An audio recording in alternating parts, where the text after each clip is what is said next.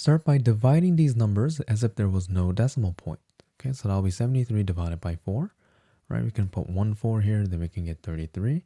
Then we can put 8 4s, right? We get 32, and we get a 1. It'll be 18 point something, right? Bring the 0 down.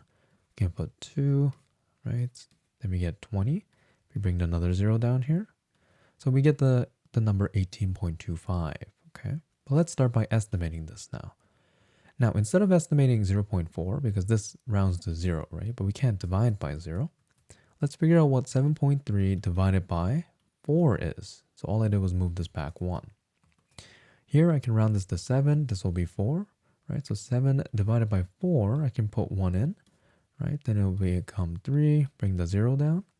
So it'll be 1 point something, right? So here the correct estimate will be not 18.25, right? This wouldn't be the correct quotient, right? It'll be moving this here and it'll be 1.825, right?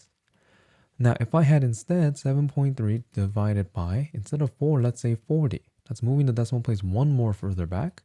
And now we're dividing by a number that's even greater than 4, right? Then we get 7 divided by, right, 40. But we get 0 point something, right? Because 7 is already too small, so we need to add a 0 right away. So then this tells me that the correct quotient from here then is going to be moving the decimal place 2 to the left and getting 0.1825, right? So notice that the decimal place gets further to the left as we go down.